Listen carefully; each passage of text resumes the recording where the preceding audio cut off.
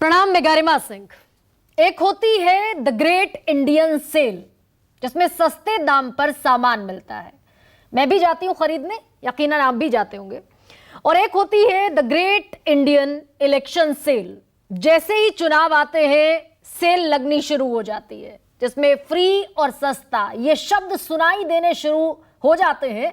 और वो शोर जैसे जैसे चुनाव नजदीक आता है वो शोर वैसे वैसे बढ़ता जाता है। ये बम्पर सेल होती है।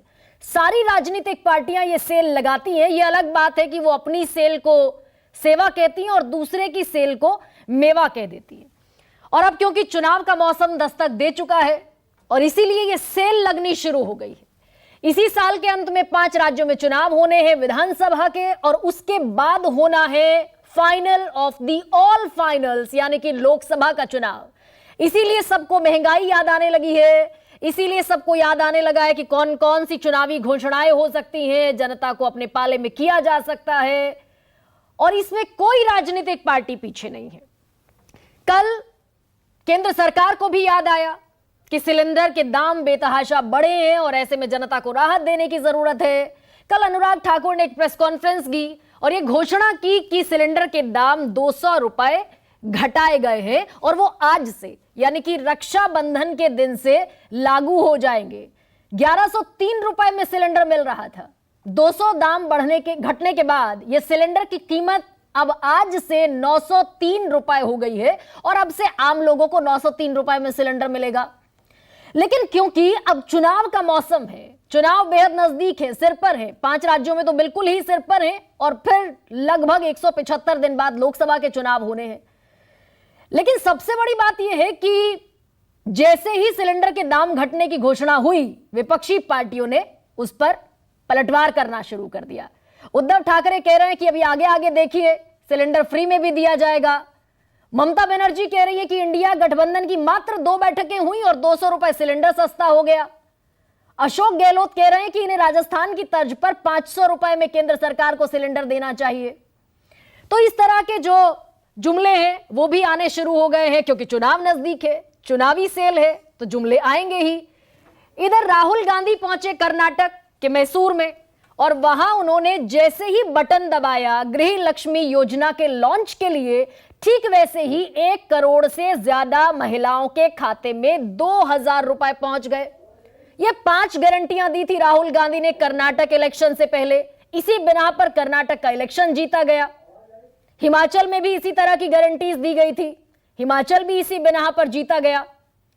और तीसरा उदाहरण हमारे सामने अरविंद केजरीवाल का है। दिल्ली के मुख्यमंत्री हैं। दिल्ली से उन्होंने एक तरीके से उत्तर भारत में इन तमाम जो घोषणाएं होती हैं, फ्री की घोषणा, सस्ते की घोषणा, ये एक तरीके से जनक कहा जा सकता है अरविंद केजरीवाल को उत्तर भारत में।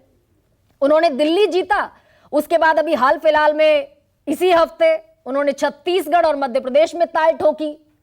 और क्या क्या वो देने जा रहे हैं उसी तर्ज पर, फ्री बिजली, फ्री पानी और कर्ज माफी, सिलेंडर के दाम, इसी सब बिना पर उन्होंने मध्य प्रदेश और छत्तीसगढ़ में भी ताल ठोकी।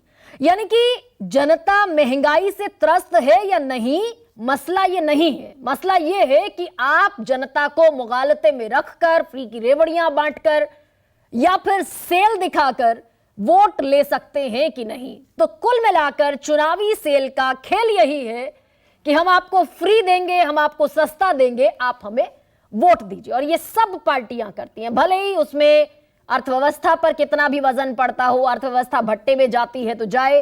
प्रधानमंत्री नरेंद्र मोदी कई मौकों पर कई बार ये कह चुके हैं कि जो फ्री कल्चर है वो देश की अर्थव्यवस्था के लिए घातक है। उसके बावजूद जो उनकी अपनी पार्टी है यानी कि भारतीय जनता पार्टी, उसने भी कर्नाटक में बहुत सारे चुनावी वादे किए। ये अलग बात है कि उसका फायदा नहीं मिला।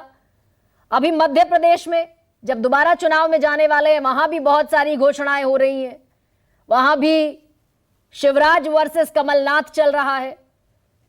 तो महंगाई अलग मसला है और फ्री और सस्ते की घोषणा करके, मुगालते में रखकर, सब्जबाग दिखाकर, सपने दिखाकर, मुंगेरी लाल के हसीन सपने दिखाकर वोट लेने की जो परंपरा है वो चुनावों के नजदीक आते ही दिखने लगती है। शुरुआत में 3 बयान सुनिए आप और उन बयानों के जरिए यह समझिए कि तोहफा कब कब देना सरकारों को याद आता है। रक्षाबंधन की पूर्व संध्या पर मैं विशेष नरेंद्र भाई का आभार करना चाहूँगी देश की 33 करोड़ बहनों की ओर से जिन्होंने ये शगुन, ये सौगात नरेंद्र भाई से प्राप्त की। इसमें ये कहना भी उचित होगा कि उज्ज्वला योजना में विशेष बहनों को तो डबल बोनंजा मिला है। 9 साल हो गए, आज तक कभी बहनों की याद आई नहीं थी। आज अचानक बहनों की याद आ गई और रक्षाबंधन की गिफ्ट दी गई। क्यों 9 साल रक्षाबंधन हुआ नहीं था क्या? इंडिया आगे बढ़ेगा, एक दिन ऐसे आएगा कि आज की सरकार गैस सिलेंडर फ्री में दे देगी। हर महीने करोड़ों महिलाओं को सीधे बैंक अकाउंट में 2000 रुपए मिलेंगे। हमने आपसे कहा था कि चुनाव के बाद कर्नाटक की जो बहनें हैं, माताएं हैं, उनको बस में जाने के लिए पैसा नहीं देना पड़ेगा। जरूर युवा निधि स्कीम युवाओं का है, उसमें हम 3000 रुपए ग्रेजुएट्स को और 1500 रुपए डिप्लोमा होल्डर्स को देते हैं। लगभग 95 करोड़ मतदाता हैं इस देश में। हालांकि जनसंख्या 140 करोड़ की है, लेकिन जो वोट करते हैं वो है लगभग 95 करोड़।